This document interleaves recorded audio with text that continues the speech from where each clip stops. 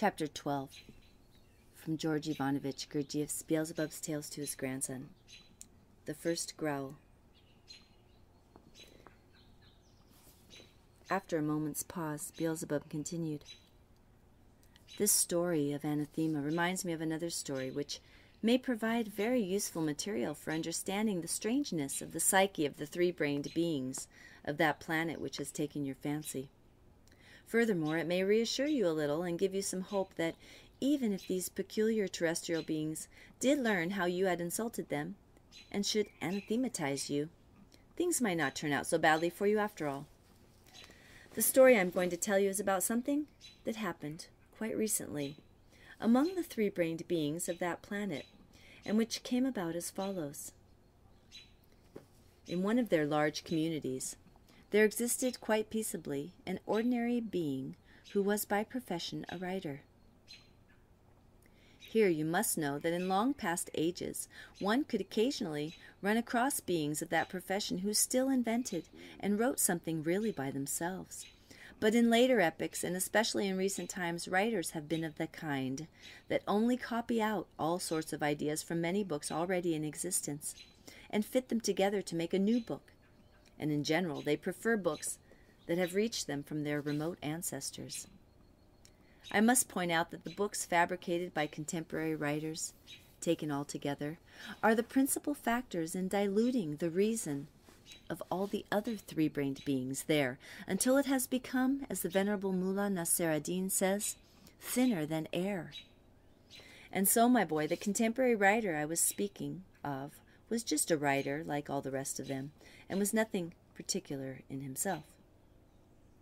One day, after finishing one of his books, he began to wonder what to write about next and decided to look for some new idea in the books piled up in his library, which every self-respecting writer there feels obliged to have. As he was rummaging about, a book called the Gospels fell into his hands. The Gospels is the name given there to a book written once upon a time by a certain Matthew, Mark, Luke, and John about Jesus Christ, a messenger from our endlessness to that planet. This book is widely circulated among the three-centered beings there who nominally exist according to the indications of this messenger. And when this writer happened to come across that book, the notion suddenly popped into his head. Why shouldn't I also write a gospel? According to certain investigations that I had to make for quite different needs of mine, he must then have deliberated as follows. Am I any worse than those ancient barbarians Matthew, Mark, Luke, and Johnny? At least I am more cultivated than they were, and I can certainly write a much better gospel for my contemporaries. What is more, a gospel is the very thing that is needed just now, because the English and Americans have a great weakness for this book, and the rate of exchange of their pounds and dollars is not half bad just now. No sooner said than done. From that day forth he wiseacred away at his new gospel, and from the moment it was finished and given to the printer, there began a whole series of unexpected events. At any other time, perhaps, nothing would have happened, and this new gospel of his would simply have slipped into its niche in the libraries of the bibliomaniacs there among the multitudes of other books expounding similar truths. But fortunately or unfortunately for this writer, it happened that certain power-possessing beings of the great community in which he existed had just been having rotten luck at roulette and baccarat in various resorts abroad, and kept on demanding what is called money from the ordinary beings of their community, whereupon, thanks to these inordinate demands, these beings at last awakened from their usual torpor and began to sit up. Seeing this, the power-possessing beings who had stayed at home became alarmed and took appropriate measures. Among these measures was the total and immediate destruction of anything new that appeared in their native land that could possibly keep the ordinary beings of their community from falling back into their torpor. It was just then that this writer's gospel appeared.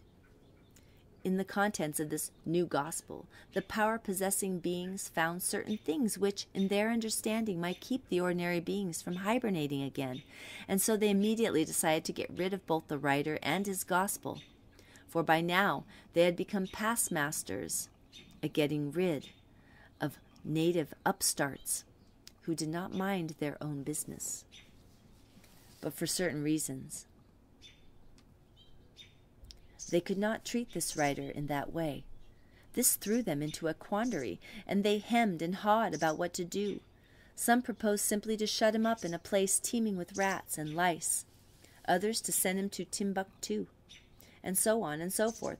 But in the end they decided to anathematize both him and his gospel with public ceremony, and according to all the rules, no doubt, in the very same terms in which they would have anathematized you had they learned how you had insulted them.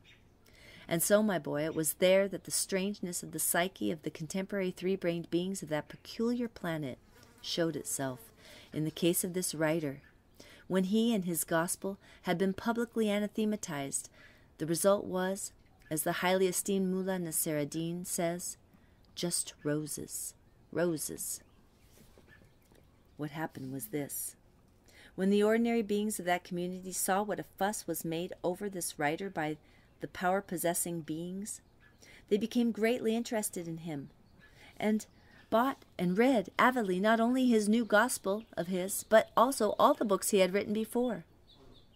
Whereupon, as is usual with the three-centered beings breeding on this peculiar planet, they gradually neglected all their other interests and talked of nothing but this writer, some praising him to the skies, while others denounced him. The upshot of all this discussion and controversy was simply to increase the number of those interested in him, not only in his own community, but in others as well. And this occurred because some of the power-possessing beings of that community, their pockets bulging with money, continued to go to foreign resorts, where roulette and baccarat were played, and still arguing about this writer, little by little they infected the beings of other communities. In short, owing to the strangeness of their psyche, it has gradually come about that even today, when this gospel has long since been forgotten, the name of its author is known almost everywhere as that of an excellent writer.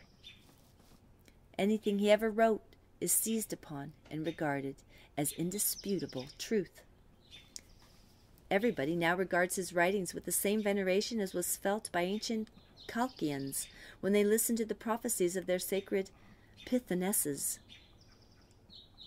Here it is interesting to remark that if at the present time you were to ask any of the beings there about this writer, he would certainly recognize his name and speak of him as an extraordinary being. But if you went on to ask what he had written, it would turn out that most of them, if of course they confessed the truth, had never read a single one of his books. All the same, they would talk about him and discuss him and splutteringly insist that he was a being with an unparalleled mind and a phenomenal knowledge of the psyche of the beings dwelling on the planet Earth.